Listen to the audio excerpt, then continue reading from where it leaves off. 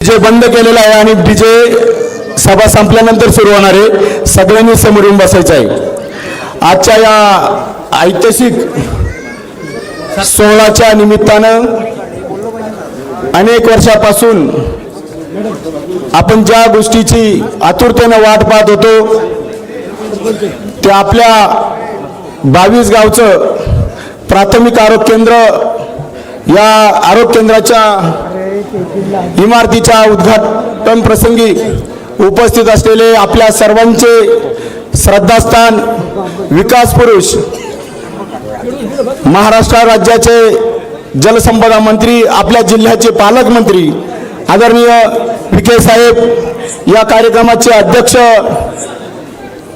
आपल्या सर्वांचं आदरस्थान श्रद्धास्थान अकोले तालुक्याचे पूर्व आमदार आदरणीय वैभवरावजी पिचड साहेब, या कार्यक्रमासाठी जाणीवपूर्वक उपस्थित असलेले संगमनेरचे लोकप्रिय आमदार, आमचे मार्गदर्शक आदरणीय अमोलदादा खताळ साहेब, या कार्यक्रमासाठी जाणीवपूर्वक उपस्थित असलेले शिर्डी संस्थानचे माजी विश्वस्त आदरणीय डॉक्टर जालंधरजी बोर साहेब, ज्यांच्या माध्यमातून या ठिकाणी PSC मंजूर झाली,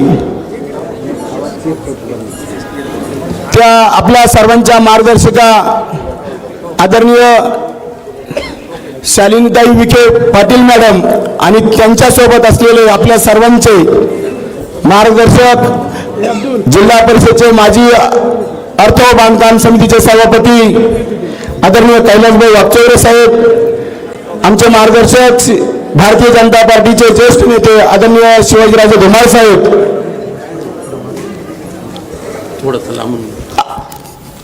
पंचायत समितीचे उपसभापती आणि शिवसेनेचे नेते आदरणीय मारुतीभाऊ मेंगाळ, भारतीय जनता पार्टीचे जिल्हाध्यक्ष आमचे मार्गदर्शक आदरणीय नितीनभाऊ दिनकर, आदरणीय सुवर्णाताई मेंगाळ, देवठाण गावच्या प्रथम नागरिक आदरणीय विजयाताई साने, सभेला उशीर झालाय, व्यासपीठावरील सर्व सन्माननीय मान्यवर, समोर बसलेल्या बांधवांनो आणि भगिनींनो, खरं तर गेल्या अनेक वर्षापासून आपण या प्रतीक्षेत होतो आणि या अगोदर बरीचशी विकास कामं आदरणीय विखे साहेबांच्या माध्यमातून या गावात झाली आणि आदरणीय विखे मॅडम आणि कैलासभाऊ वागचौरे आणि राजश्रीताई गुले मॅडम यांच्या माध्यमातून ही PSC मंजूर झाली. मला वाटतं कैलासभाऊ या ठिकाणी सूचक आहेत, राजश्रीताई गुले मॅडम सूचक आहे. आदरणीय ॲडव्होकेट अशोकभाऊ शेळके यांना विनंती आहे त्यांनी स्टेजवरती यावं, बाबांना विनंती आहे स्टेजवरती यावं. अगस्ती कारखान्याचे माजी संचालक सन्माननीय अशोकभाऊ शेळके यांना विनंती आहे त्यांनी स्टेजवरती यावं. याही अगोदर बरेचसे रस्त्यांचे काम असतील, नागरी सुविधेचे काम असतील, जनसुविधेचे काम असतील,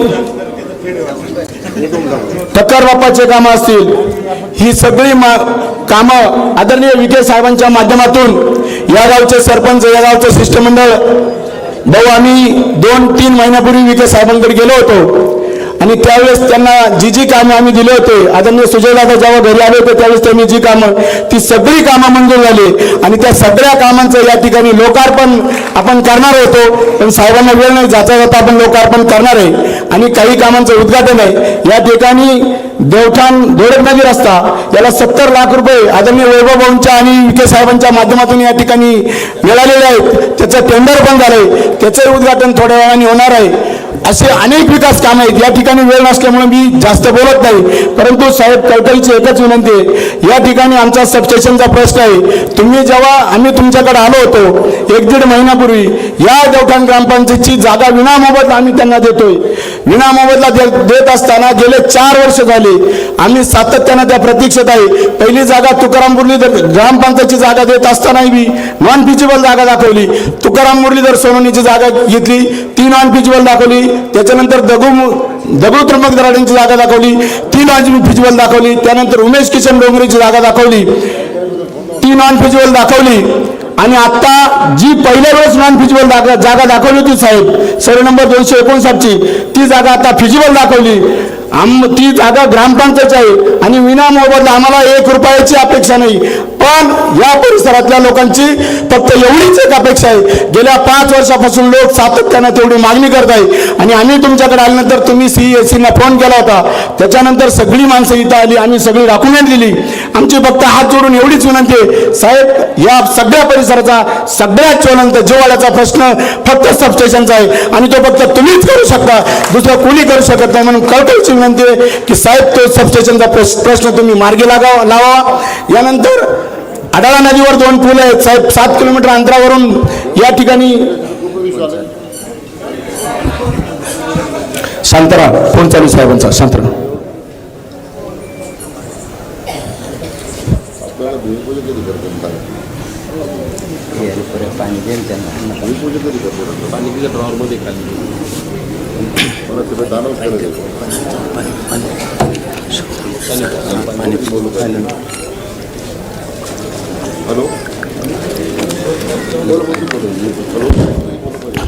या ठिकाणी पिंपरकिनचा रस्ता महत्वाचा आहे. दोडक नदीच्या आता शाळेपर्यंतचा रस्त्याचा प्रश्न भाऊंच्या माध्यमातून मार्गी लागला आहे. कातरवाडीचा रस्ता महत्वाचा आहे, काठोडवाडीचा रस्ता महत्वाचा आहे. मेंगावाडीत मोठा सभामंडप एक पाहिजे. त्यानंतर गिरेवाडीचा रस्ता महत्वाचा आहे, गांगडवाडीचा रस्ता महत्वाचा आहे. खडकेवाडीला 10 लाख रुपये आता मंगल साहेबांच्या माध्यमातून दिले, परंतु तिथे अजून 20-30 लाख रुपयाची गरज आहे. गणेशखिंडीचा रस्ता हा महत्वाचा आहे. इकडे धबधबाडीचा रस्ता आणि पूल महत्वाचा आहे. मादारीतला शेळके वस्तीतला पूल महत्वाचा आहे आणि युवरगाव रोडचा जो 1 किलोमीटरचा राहिला तो कॉन्क्रीट रस्ता महत्वाचा आहे. पाटबंधारे वसाहतीचा कॉलनीकडे जाणारा तोही रस्ता महत्वाचा आहे. या ठिकाणी साहेबांच्या माध्यमातून अनेक स्ट्रीट लाईटसाठी 50-60 लाख रुपये साहेबांनी आपल्याला स्ट्रीट लाईटसाठी दिले. साहेब हा दुसरा एक महत्वाचा प्रश्न, या गावात वाघांनी हल्ले केले, तुमच्या हातून चेक वितरण झाला, आम्ही रात्याला आलो होतो, दोन्ही चेक वितरण तुमच्या हातून झाले. पण साहेब 22/10/5 हल्ला झाला होता आणि गेल्या 11 दिवसापूर्वी पैसे मिळाले. फक्त मी कोणाची तक्रार करणार नाही, परंतु असे निर्दय आणि विकृत माणसं असतील. संगमनेर आरोग्य विभागाचा गुलेवाडी येथील डॉक्टर अविनाश आयर म्हणून माणूस आहे, माझ्याकडे त्याचे सगळ्या शूटिंग आहेत साहेब. अतिशय त्यांनी भयानक आम्हाला 2-3 महिने त्रास दिला आहे. मी त्याचा व्हिडिओ तुमच्याकडे देतो. आदरणीय सुजय दादांनी माझ्या घरून त्या डॉक्टरांना फोन केला होता, पण अतिशय उर्मट माणूस आहे, त्यांनी इतका त्रास दिला की आम्हाला.